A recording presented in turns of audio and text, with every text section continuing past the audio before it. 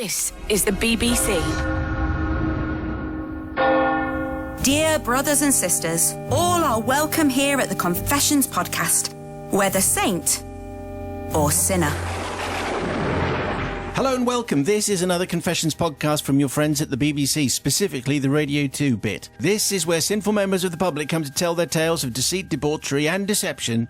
Pretty standard stuff, seeking forgiveness from you and from Joe and from Bobby too. OK, so the collection this week, the Confession collection, includes Jodie's hijinks, which is called Driving Away from Phone, Nick's tale, Midge over Troubled Water, David's story, Where the Veeps Have No Shame, and a classic confession from the crypt featuring a wrong number. First, we start with Dan's confession, I fought the lawn and the law won.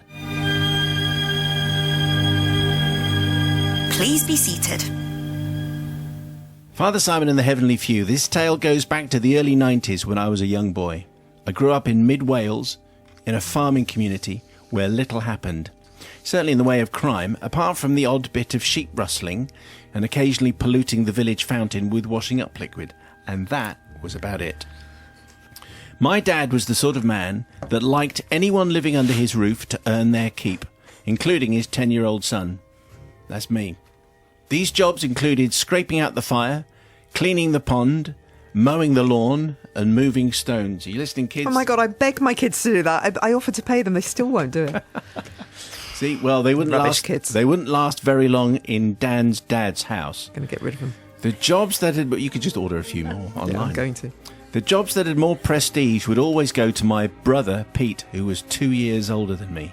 These jobs were the ones that involved using some sort of machine and required some form of protective clothing. For example, using the pressure washer, cutting the hedge and strimming. But the absolute pinnacle of jobs which I longed to have bestowed upon me was using the ride-on lawnmower to cut the field. The day in question was a warm summer day, and Pete was joyfully riding the mower around the field, weaving in and out of shrubs and avoiding the chickens. Always a wise move if you're on the mower. Pete asked me to fetch the fuel can as the dial was in the red, but when I ran to the shed, the can was empty. We explained the situation to Dad. He didn't want to stop what he was doing, so he instructed Pete to drive the mower 100 yards along the road to the petrol station. Bobby instantly pricking up her ears here, because I don't think that's what you're supposed to do, really. This was of questionable legality, says Dan.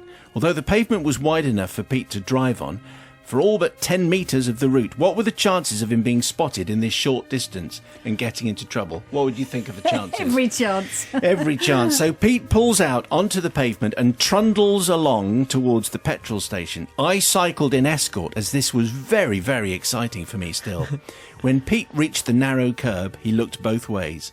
But just as Pete pulled out onto the clear road, unbelievably, I heard a car approaching. What are the chances?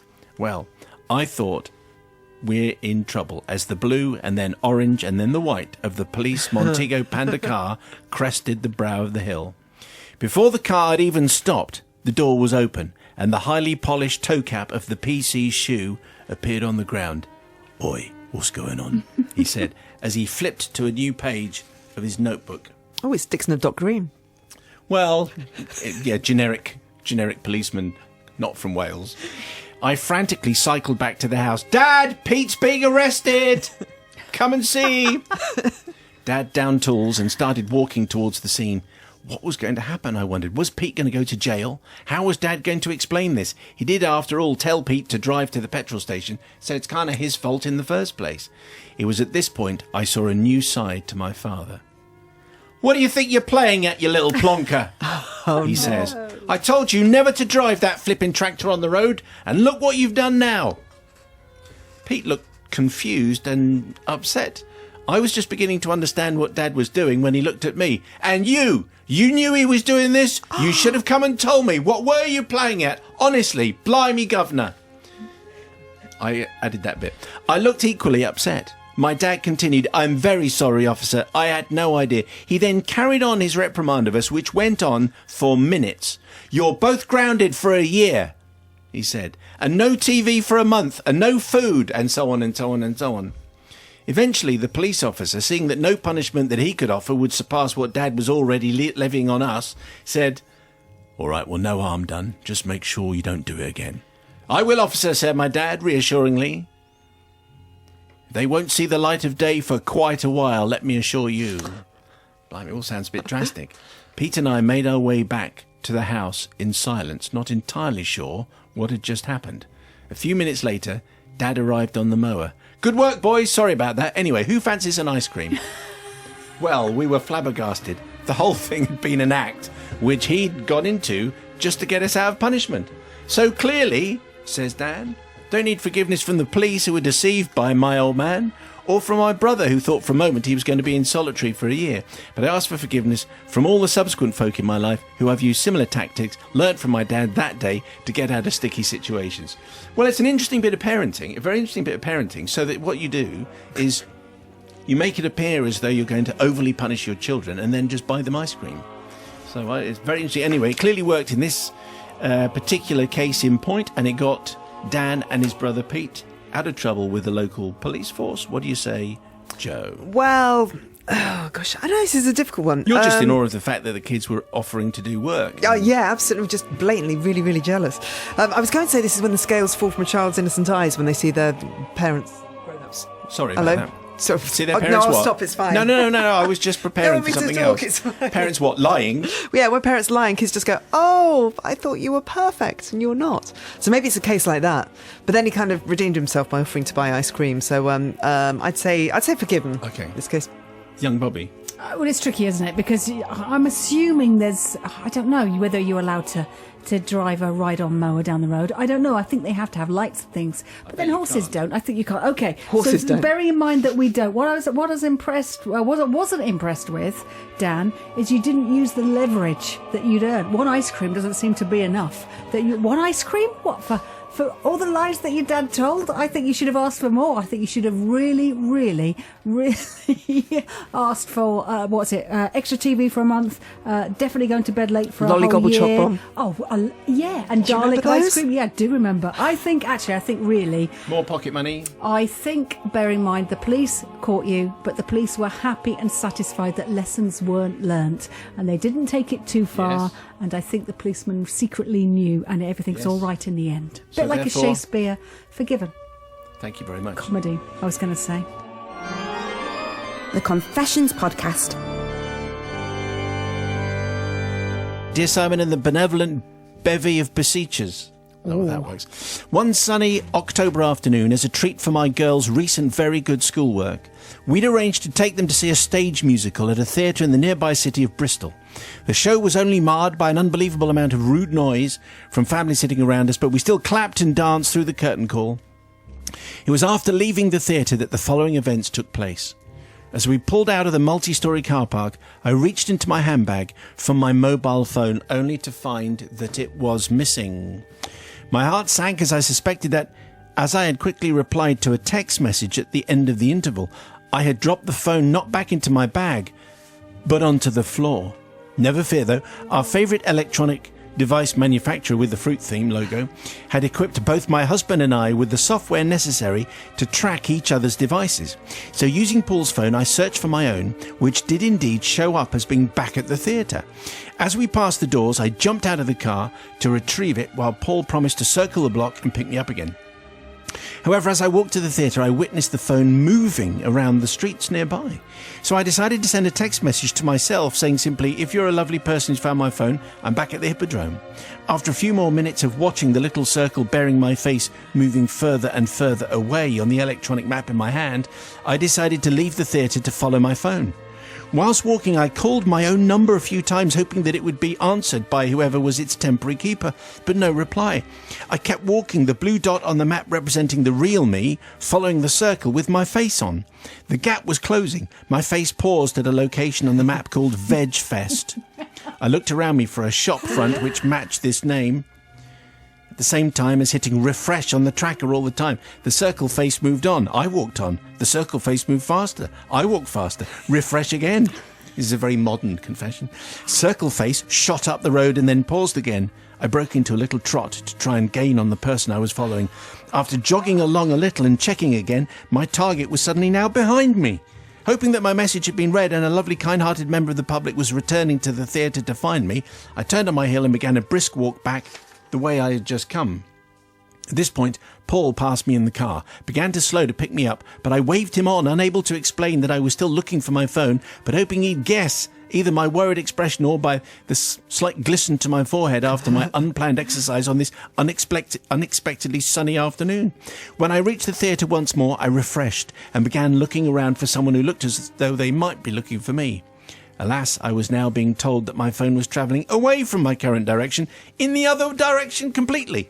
"Someone's having a game, someone's having a laugh," I muttered, as I started to jog along again at the same time to see Paul pass once more in the opposite flow of traffic.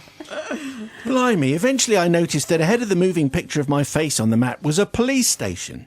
So I trotted and then watched. The face paused at the station and then looped the roundabout, returned and this time settled back at the station. Bless them, I thought to myself. They'd been looking for the police station all this time and they now found it and handed in my phone. Meanwhile, along come my family in the car, so I jumped in, summarised my adventure thus far, and directed my patient husband to the police station. To my utter dismay and bewilderment, when I checked the map again, my face was now showing up behind me. What is going on? I pointed out the police station as he sailed past it, unable to stop due to traffic, and refreshed again. This time the blue dot and face were almost next to each other. I looked out of the car window in the slow-moving traffic at the people walking by. Other motorists there. I know you're ahead of me. Their passengers looking for, I'm not sure, someone who looked like a phone thief? What do they look like? Someone playing a joke on me? And I refreshed again. At that exact moment, the blue dot and my face aligned in beautiful overlapping harmony on the screen in front of me, and the bored voice of my 7-year-old daughter called softly from the back, "You sure it's not in the car?" And so... I know. And so it falls on me, Jodie, to ask forgiveness from definitely the kindest person I know, my long-suffering husband, who I believe would actually do anything for me. Sorry, despite being guilty of placing a notebook on top of my phone in the middle console of our car, a few seconds that elapsed between me absent-mindedly placing it there to do up the seatbelt of our 4-year-old and us driving away, he did spend a good portion of his afternoon driving in circles around the one-way system. My phone had been between us all the time.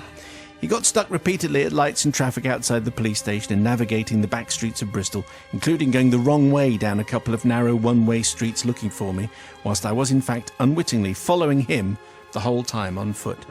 Now, I guess as most of you worked out what was happening quite early on and realised that she was chasing the wrong thing. But anyway, I guess this is a very modern thing. I reckon there are a number of people who've done a similar thing, that they thought they've lost their phone. They've tried to find it and then realised that it isn't where they thought it was, despite what the technology was telling them. What do you say, Joe? Well, the way you were looking at me then, I thought you were looking with the absolute certainty, knowledge that I have done that thing. Exactly. And you probably have. No, and I totally have.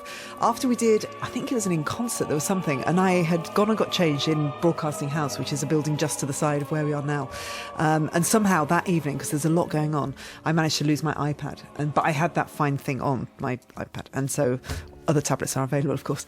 And so I spent about an hour, right through until about midnight, looking for my iPad, and the dot kept saying it was somewhere close by. And I couldn't find it anywhere at all.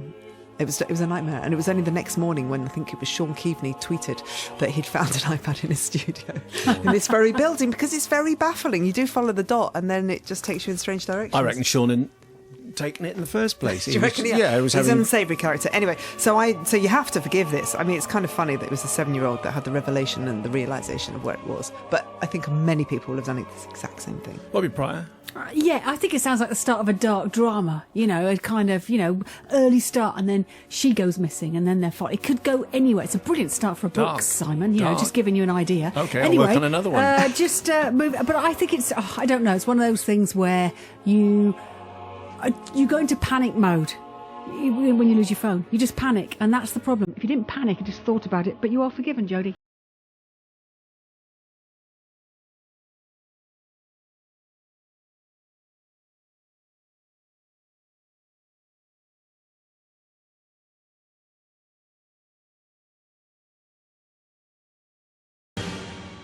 That was Jodie's confession driving away from phone, where she gave her poor husband the right royal runaround. Nick's confession, which we're coming to, also prompted this revelation on the people's verdict. Holy water, I've been reliably informed, can be diluted, a bit like cordial. Yeah. Now, that's an intriguing prospect, the idea of diluting holy water, because it sounds a little bit like homeopathy. There you go. That's a just a tincture. Yeah. A tincture of holy water. You can just dilute it as much as you like, and it's still amazingly holy. But surely it's magic. So as you put it in, it grows. A bit like going to the Willy Wonka chocolate factory, you know? Okay. Put a bit in and it suddenly becomes more. What a theological insight that is. Still to come, David's run-in with this individual. One particularly officious steward was hunting out intruders like the child catcher from Chitty Chitty Bang Bang. Intruders, come and get your lollipops.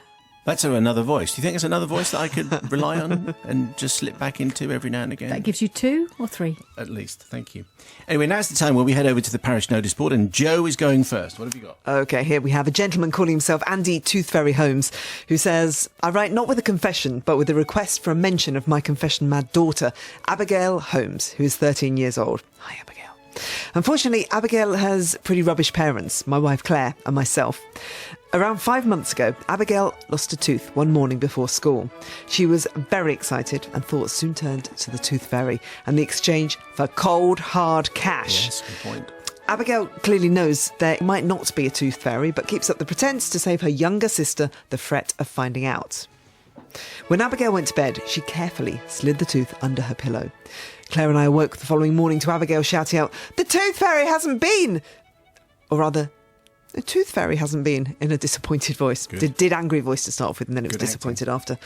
"Oh, the Tooth Fairy must have had a really busy night," Claire said, before promising that the Tooth Fairy might leave a little extra for the inconvenience of the delay. The following night, the tooth vanished, and Abigail was £2 better off in the morning. £2? A month or so later, Abigail proudly presented us with another tooth, which had become free. We wouldn't make the same mistake, we thought. Sadly, Claire and I were woken up the next day by Abigail standing in our bedroom holding her tooth saying, "The Tooth Fairy hasn't been again." Claire and I would have very much liked a hole to open up and swallow us. Again, Abigail could expect a £2 coin the following morning, but Abigail had left a note which accompanied the tooth. The note was addressed to the Tooth Fairy. In it, she expressed her sadness about being forgotten again and suggested a way which the Tooth Fairy could help to restore Abigail's faith. The request was to see if the Tooth Fairy could arrange for Abigail to receive a shout-out on the Confession podcast. Wow. And lo and behold, the Tooth Fairy doth deliver. Wow, who would have thought that the Tooth Fairy had such powers? She is almighty as the Tooth Fairy. She can do anything. Is it a she? Yeah. Yeah, definitely. In this case. Oh, okay. Because she is bountiful and wise. Okay, well, that's a very nice email. Thank you very much, Andy Tooth Fairy Holmes, and we're happy to oblige. Yes. And make any family situation a lot more calm and peaceful. £2 for a tooth, though, that's pretty good. Did you do the Tooth Fairy, Bobby? Still got the Tooth Fairy. Haven't lost any tooth recently, but, I don't know. As you get older... Just bide your time. I think as you get older, the money goes up. Because I know that if you lose a tooth... There's quite a lot of money that comes out of my bank. I don't know how it happens, but suddenly you lose a tooth, and to get another tooth back in again, it costs quite a few hundred. I see. Yeah. Okay, yes, you're confusing it with going to the dentist. That's what it is. Do you do the Tooth Fairy with your Tooth Fairy brood? still comes, yeah. Yeah, really? Absolutely, yeah. Well, only the little one, obviously, because the big ones, they're not losing their teeth anymore. It'll just be a matter of time, then. Yeah, they're pen pals, the Tooth Fairy and Coco. Is that right? Yeah. Oh, okay, that's very good. Anyway, we're very happy to help there, Andy. Bobby, what have you got? I've got Emma and Seb. They've been in touch. They say, we live in sunny California, and to keep our son true to his British roots as possible, we are devoted listeners to the podcast. He moved to the US with us when he was about 8 years ago, and with the help of the podcast and numerous Beanos, he has a keen sense of humour. We work in Santa Barbara, volunteering at the Sea Life Centre, and he is constantly telling the visitors about the Confessions podcast, interspersed with educating them about the local ocean life. I am sure he would love any old tat you have hanging around to honour his contributions to your SoCal listener numbers. Oh, tat is arriving. We've had a tat delivery. That's not tat. This is a rather glorious livid orange Paul O'Grady mug. Sundays from 5 p.m. on BBC Radio 2 on one side, and on the back it says, like the other side, it says "you!" ! That looks rather nice, because some radio mugs, they are a bit awful. Tatty. They are extremely tatty, and this comes with its own protective piece of polythene. That's class. That is class, that is. Okay, so it's not tat, and as long as Paul O'Grady doesn't mind, we'll get that to you. I got this from Kirsty, My family and I are avid listeners of your Confessions podcast, especially on long car journeys and on holiday, when we can all enjoy it together. Recently, when I was at Guides, we were all playing an unspecified word description game. Cough, articulate, cough. So we can just say articulate, can't we? It's a great game. It's a really good... I think it's our family favourite. Okay. Very good game. It was my turn to describe, and I had the word juggernaut. Although I wasn't entirely sure what it meant, I knew there was a sentence I could use it in where everybody would know what it was and I could lead my team to a glorious victory. All right, I said, wearing the smug grin of someone who knew their team was about to be victorious. Finish the sentence. On the Radio 2 Confessions podcast, there is Father Simon and the Watts of Justice. I was stunned and, to be honest, disappointed to be met by the blank looks on my team's faces. What? Is no one subscribed to the Confessions podcast, I thought? My team didn't win, but I did take the opportunity to publicise your podcast to my unit and subscribe my guide leader. See attached photo evidence. And there it is, and there's the phone, and there's the subscribed screen with the Confessions icon there. For that, we would be very grateful if you could send me any form of Radio 2 memorabilia or even a half-eaten BBC canteen sandwich to be put on proud display in my room. Thank you, Kirsty. I mean, there isn't a BBC... There used to be a BBC canteen, but now we've been brought in... Oh, more tap. It's like an ongoing Oh, that looks fabulous. conveyor belt of beautiful items. That is fabulous, I think. Do you want to describe it? BBC Music Awards, and it's all written, the word awards is written in that kind of Coldplay-esque rainbow tie-dye effect. So it's very nice, very colourful. And on the back, you've got the lineup that was there. So it's Calvin Harris, Catfish and the Bottlemen, Coldplay indeed, and Clean Bandit, Ed Sheeran. So yeah, and it happened. When did it happen? Hold it up again. Oh, okay. I think it was December last year. Oh no, 2014. So it's a vintage BBC Music Awards t-shirt. This has been under Steve Lamac's desk for 4 years. You can fit 5 Steve Lamac's inside that t-shirt. All right, Kirsty, you'll be getting an old tatty t-shirt. Thank you. Juggernauts of Justice should have been on the bill. We had a T-shirt with Juggernauts of Justice. Did you? Yeah. Briefly, we should bring that Before my back. time, this, yeah. Right, so if you do want to get in touch with the podcast, if you have a confession of your own, one that made you laugh out loud, or you just managed to sneakily subscribe some friends into the podcast and want to boast, the email address is confessions@bbc.co.uk, but you knew that already. Grubby part of the notice board now. Time to see what non-compliant confessions we've received this week. Ian from the north told us about an operation he underwent down south. Oh. And we're talking bodily direction, obviously. The aftermath of which caused his fellow patients more discomfort than his own. He put it down to the after effects of the anaesthetics, but we think that there was more than a hint of dark humour to his mistaken observation of a blood-soaked cotton wool ball which tumbled from underneath the gown of his post-op neighbour to a different kind of ball, an observation which caused no end of hysteria on the men's ward. They would have crossed their legs if they were able to. They may have had the snip, but I'm afraid that this one didn't make the cut, Ian. And I'm afraid you're not on air, but you are on the podcast. Oh, I see. Oh, I say. And there's a similarly frosty reception for Dave's confession from the snow-swept 60s. So the year was 1969, when the winters were bitter and the bitter was cheap. He revealed that he was a newly qualified driver who used to enjoy getting to grips with the country lanes around his home in North Wales. One dark afternoon, he was heading home over the border from Chester when Snowmageddon arrived and visibility shrank to about 10 feet. Dave's only means of navigation was a chain-link fence, which led to an open track with lights, which he took as a welcome main road. Eventually, the road led to a big building, which turned out to be an aircraft hangar, by which point around 20 other motorists had been using Dave's taillights as a lighthouse and had followed him into the airfield. All might have been forgiven had he not chickened out of getting out of his car and admitting to his navigational error. Instead, he turned off his headlights and, using the lights of the cars snaking behind him, made his way back to the main road. So there's a backlog of points on your licence and they're stacked up for you somewhere, Dave. Not sure why that was rude and not allowed. That would have been fine. That would have been absolutely fine. What do you think? I mean, Is that Bobby's looking deceit? troubled. Well, no, I think that sounds like a fabulous story. I mean, we've all been stuck in the snow. Maybe he and was things have naked. happened. Maybe he was stark, stark naked. That is exactly right. That's a very good point. So Dave's confession from the snow-swept 60s, where he'd just been to see Hair the musical and so was naked in the car, and therefore that's why we couldn't do it. Absolutely. Anyway, none of those are okay, apart from the last one, which probably was, apart from the naked bit. Anyways, confessions@bbc.co.uk. Time to get back to this week's confessions with David's U2 rock blag boast, Where the Veeps Have No Shame. The Confessions Podcast.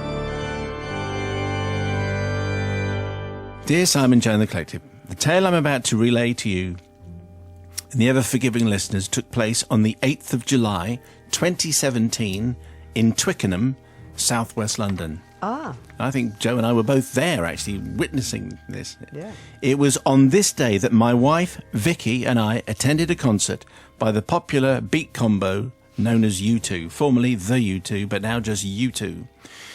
Now, this concert was special because while it marked 30 years of the Joshua Tree album, it also marked 30 years since I first saw U2 live.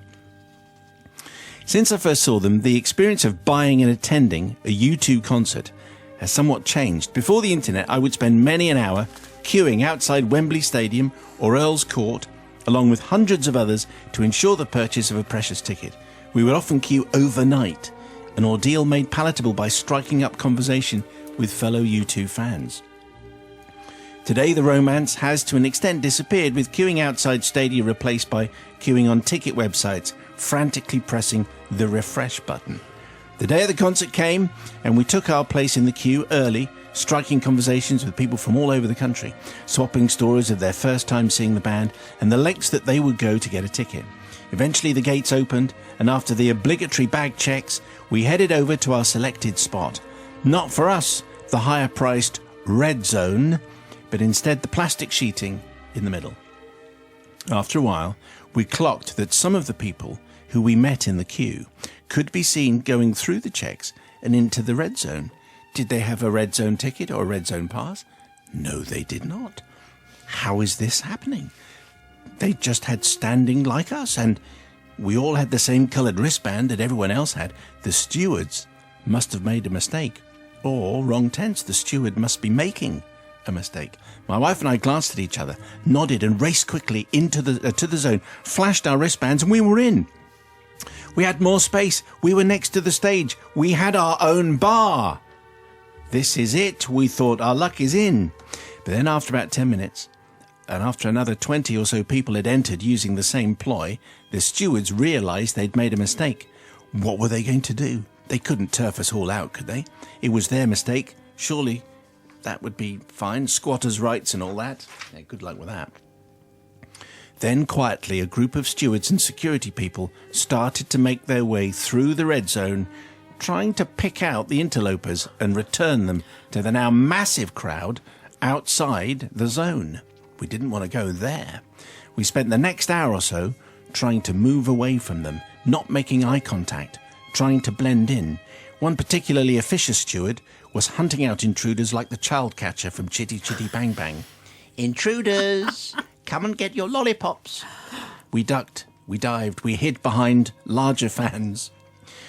We crawled on the ground, we blended in, we looked busy. All we needed to do, we thought, was to get through to the warm-up act, which is Noel Gallagher, and we would be safe. Some, I have to report, succumbed to the child catcher and were peacefully ejected from the zone. Some stood their ground and argued until the poor child catcher moved on. But finally, the opening bars of High Flying Birds' the first song struck up, and we knew we were safe. Vicky and I went on to enjoy what we thought was their best concert yet, and getting in the red zone just added to it. However, it was a red zone that we were not entitled to. We enjoyed facilities we had not paid for. If everyone behaved like this, Father Simon, there'd be chaos. There would be anarchy. And so I have to ask for forgiveness, not from you two. They'll understand. It's the least they could do for all the time and money spent following them. No, I actually asked forgiveness because of Barry. I know, a bit late to introduce a new character. Barry was someone we met from Stoke who'd made the journey alone on a bus to the concert. He came into the red zone after our encouragement. And when the child catcher confronted him, Barry meekly, quietly walked away, and we did not try and stop him. We remained silent. We never saw Barry after that. He was back in the crowd. On Wednesday, the 24th of October, that is today, Vicky and I will be in London to see U2 on the Experience in Innocence tour. We promise Simon and Joe to be law-abiding concert goers. If you forgive us. Well, these things are closely guarded, aren't they? Because, you know, you pay for a little bit and then you pay a bit more and then you can get for another, into the Holy of Holies. There's always someone who's in a better position than you are. I reckon most people are going to be understanding. What do you say, Joe? I think Barry will be kicking himself for being so meek and mild. So I think Barry, we can forgive, I think, because you have to, if you see an opportunity, you have to seize it. You have to take the opportunity. And if you love a band very, very much and you get the opportunity to get up close and personal to them, then you're going to take it, aren't you? You're going to try and blag your way. What colour wristband have you got there? I've got a pink wristband. Very good. Well What done. zone is that? I don't know. Is that the zone for tall people so you don't stand in the way of us short people? Anyway, David from Billericay, if I see you coming anywhere near the pink zone, I shall report you to the child catcher. So if Barry is indeed listening right now, then Simon will gladly give you his pink wristband and you can go and see YouTube. You're probably on stage. But are you forgiving then? Yeah, forgive me. Yeah, because, we've all done it. We've all been there. Bobby Pryor. Haven't we? Well, I'm not sure we've all done it, but what I would say... No, what I mean is when you yes. go to a gig and you're desperate to get there yes. and you do anything you can to get close. But here's the thing: is it didn't deny anybody else a space. That's the important thing. That's the thing. So I think sometimes the universe gives you a gift, and it happens in all things. But there is no malice attached to this. There is no pushing anybody else. There is no nastiness or anything. You just got a little bit lucky, and it took a risk, and you had to play the part. And the thing is, the child catcher did come in. So if the child catcher, if you managed to cheat the child catcher, that's a good thing. Then it's a good thing. And also, as I said, is that as long as it wasn't dangerous and you didn't steal anyone's place. And I think I have to confess that I've done some things like that to get closer. Really? The moral compass of the nation? Just one thing, closer than I can afford, because it's really difficult. If you're a super fan, but you don't have the money, then, got to do what you can. As long as you don't deny anyone else, and as long as it's not dangerous. All right, fair Forgiven. enough. The Confessions Podcast. Nick says, Father Simon and the Holy Panel, the year is 1998. The destination was France, where myself and my younger brother Martin were touring for that year's World Cup finals, where England and Scotland were flying the flag for the home nations. With hope in our hearts, we were following the progress of the Three Lions, and we're in a boxy hire car. Our sometimes fractious relationship took on a new dimension with the stresses of travelling abroad, and things came to a head in southern France, where tempers were lost, and I threw my 21-year-old sibling and his bags out of the car at a campsite after informing him I was done with his dangerous driving, his lack of money, and his general irritating younger brotherness. Sibling rivalry. Again. Wow. After Bit harsh? Yes, quite harsh. Kicking him out like that. Typical older brother, don't you think? After a decent night's sleep, I reflected that it wasn't the ideal place to leave someone with just 100 quid in their pocket. 100 quid? So I picked him up again, and we carried on, him now being able to phone our mother and explain that he wasn't now abandoned with no way of getting home safely, as he'd said in a desperate call home the night before. A few days and an England win later, we were making our way from Toulouse to Bordeaux when we saw a sign for Lourdes. Being brought up as good Catholic boys, we decided to call in and get our mother some holy water. She was much more religious than us, being a regular attendee at church on Sundays since childhood. She bemoaned our lack of church attendance, and we knew some Lord holy water would be appreciated and secure our future inheritance should she ever doubt us as good and worthy sons. I know you know what's going to happen, but anyway, let's continue. After arriving at the town of Miracles, we went to the spot where St. Bernadette was supposed to have seen the Virgin Mary. We had no desire to waste money on any of the tat that was for sale, and also decided against a branded Virgin Mary water bottle, simply filling up our plain plastic water bottle with the holiest of holy water from the water source where it was freely flowing. Knowing that our mum would be worrying about her warring sons, we were sure to send a postcard from Lourdes announcing that she could expect a bottle of holy water on our return. A couple more weeks passed, along with England's World Cup hopes. Anyway, they were dashed in Saint-Etienne to Argentinian penalties, and so we headed home, mercifully without any more serious fallings out. Being in the middle of summer, Father Simon, all kinds of airborne bugs met their end on our windscreen. And as the screen wash was nearing empty in our rubbish car, we needed to throw whatever water was to hand to clear the screen before we could refill the tank. And maybe it was because we weren't thinking properly, or we were distracted, or listening to the radio, or watching the Mademoiselles. But as he jumped back in the car, it dawned on me that the water my younger brother had used to clear the windscreen was in fact the holy water from Lourdes, carefully transported and awaiting delivery to our expectant mother at home. We looked, not expectant like that. We looked at each other in complete panic before agreeing there was only one course of action that was open to us: to refill the bottle from a service station tap on the A16 to Calais and hope that she didn't notice. I think you're probably safe there. A few hours later, we finally made it home. Our mother greeted us as we arrived, and after a couple of hugs, she quickly moved on to the serious business. She wanted to know where her holy water was. We grabbed the bottle before she looked at us more lovingly and gave us an extra hug because she had what she wanted. So clearly, she revered this for a very, very long time, and we desperately need forgiveness, not for the act of passing off holy water when it was actually water from a French motorway service station, rather the years of taking credit for our saintly act, and how when my mother saw an old friend, she would often ask if they'd heard about her wonderful 2 boys and how they had brought her the holy water from Lourdes and all the wonderful things that it could do if you just passed and stroked it. Anyway. Why is he confessing now? Well, Why now? What's... I don't. To be honest, I don't know, and I don't know I'm intrigued. if Nick has ever confessed to his mother that bottle of water on the shelf there actually came out of a tap on the A16. I'd kind of like to know. Somewhere near Calais. Anyway, that's tonight's tale. It's a story of miracle water out of a tap. What do you say, Joe? Was it Nick or Mick? What was Nick. it? Nick with an N. Nick. Yes. Nick.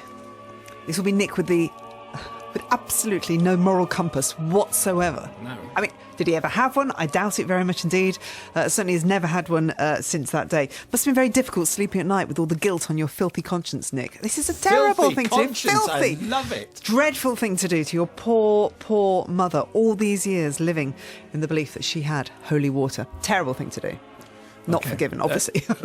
Yeah, not forgiven. Need I say? Moral compass, Bobby. Yeah, I think Joe and I are on the same roundabout here. The thing is, Nick, you threw your brother out for all his young brotherness Yes. and his irresponsibleness, and then you left him irresponsibly on his own in a foreign country. He was 21. And then he's still young. He's still on his He own. had 100 quid in his pocket. He kept the car, though, didn't he? Anyway, a well, the bad whole person. point was, also, you're meant to be responsible for car checks. You should have checked everything before you drove your car back home. Yeah, you've got to have Idiot. that refill has got to be... Yeah, it's got to be filled up. Also, the other thing is if you had to use the water, what you should have told your mum is that you drunk it because you felt you needed it. Because you missed a trick there and said, look, Mum, we drank the holy water. We are full of holy water. We are now. Your Yes, sons we're Check us anointed. out. are full of it, and Certainly full of it, so you yeah. are not forgiven, Nick. So it's the people's verdict, please. Do you forgive Nick and his poor younger brother? What? Just one thing. I wondered what his mum was going to do with it. Just keep it. Because wouldn't it go mouldy, like a bit mildewy? I don't think water goes mouldy. Well, no, it goes a bit yucky, doesn't it? The Confessions Podcast.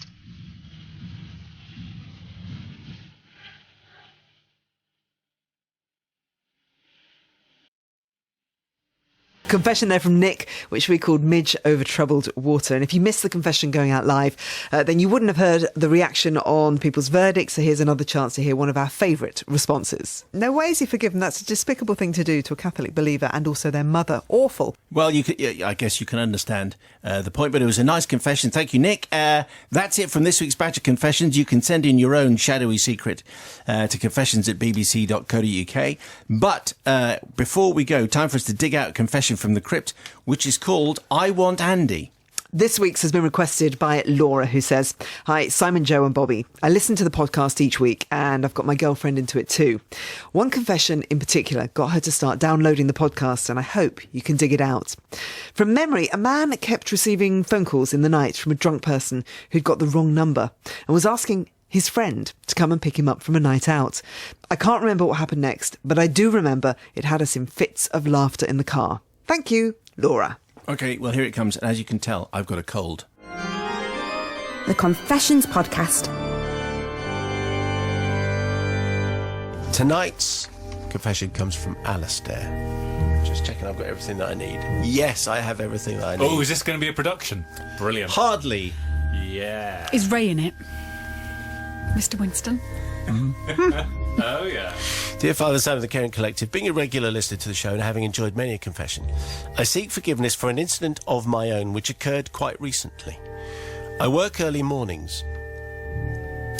which includes most weekends, at a local bar or restaurant in a town not far from Edinburgh. It was a Sunday morning, and I was woken up by my mobile. From the 1950s. Yeah, but you know how you can download any ringtone that you Okay. like? Right, that was the one we got, was it? Okay. Yeah. It was a little after 3 a.m. Feel undermined. It was a little after 3 a.m. and I wondered who could be calling at such an hour. Answering the phone, I heard a man slightly slurring his words. He said, "Hello, Andy." Just remind us where in the country we are again? Wait, it works. Okay. It works. Okay. Mate, can you come in? Yeah. Can you Can you pick me up from the club, mate? Please, mate. Can you pick me up from the club? I'm sorry, you've got a wrong number. I'm very sorry, I said, and I waited for a response. No, I just need to be picked up, mate. Came the reply. No, you've got the wrong number. I'm not Andy, I replied, and I hung up. A few minutes later. Hello, you've got the wrong number, I answered. Hi, Andy. I'm at the club. I need picking up. I'm tapped out. I can't get a taxi. Can you come and get me? Well, I was awake enough to make out that whoever was at the other end of the phone line had an accent I'd probably place as Essex. Okay. Thank you very, There it is. very much. Yeah. He was obviously drunk and not paying attention, so as clearly as I could, I repeated, "You've got the wrong number. I'm not Andy." And I hung up. About 10 minutes later, just as I'm starting to get back to sleep.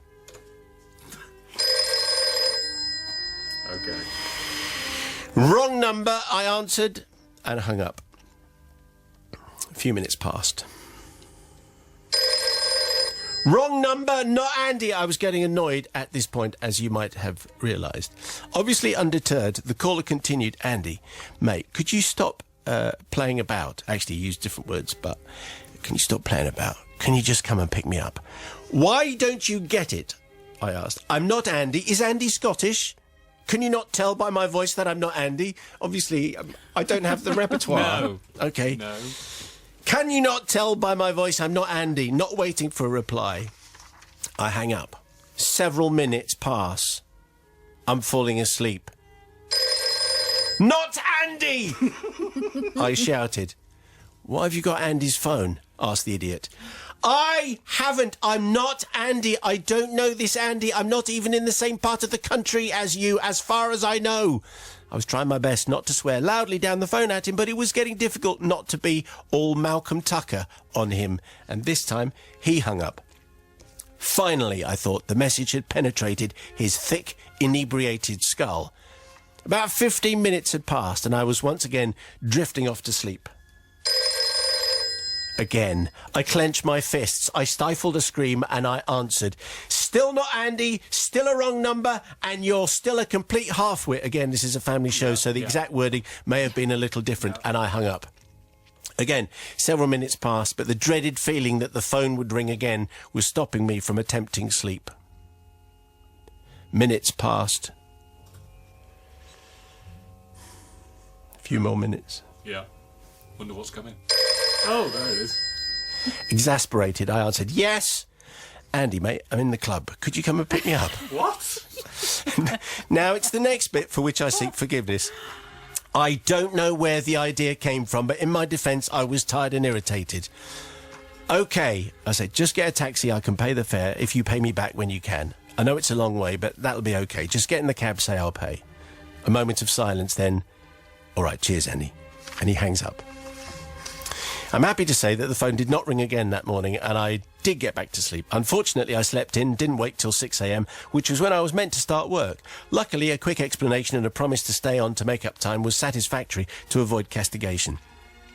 Father Simon, I seek forgiveness, obviously not from the idiot, whose name I never got, but from Andy, who I imagine was rudely awakened at an ungodly hour by a drunk friend looking for his taxi fare, and quite possibly a taxi driver who was faced with the task of extracting cash from a bemused man. I placed myself humbly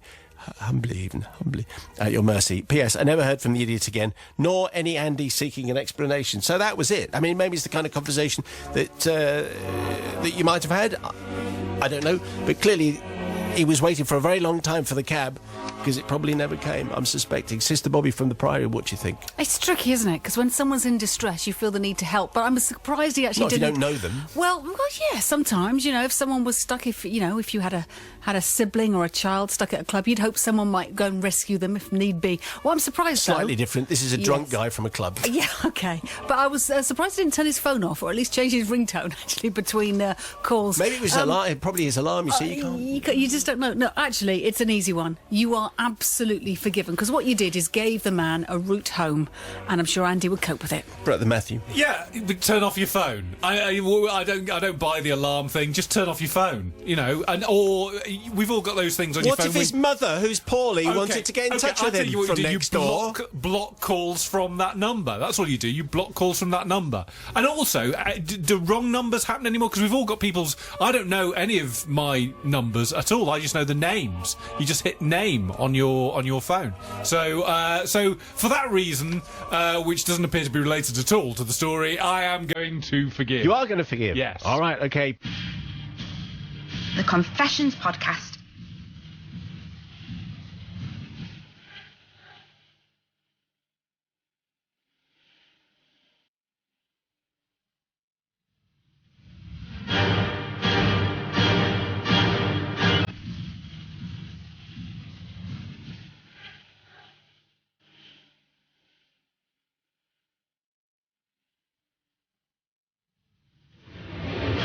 That was your confession from the crypt this week, which was called I Want Andy.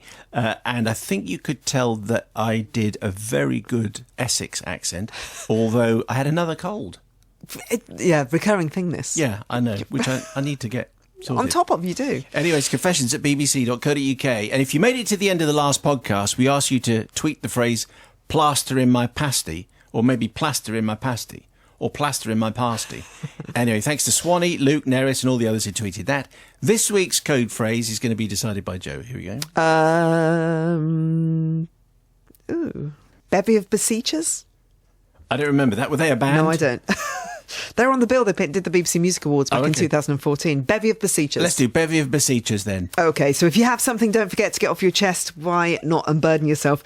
We'd love to hear your see me story. Send it to confessions@bbc.co.uk. And don't forget to subscribe to the podcast, and you can hear the show every single day from 5 p.m. weekdays. You make it sound like a life sentence, except it's not. Every single day. No, it's just, okay, every single day. Every day, Monday to Friday, on Radio 2 That's at 5. better. Okay, thanks.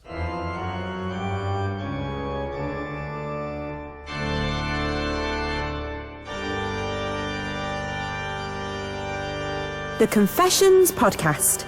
Go in peace.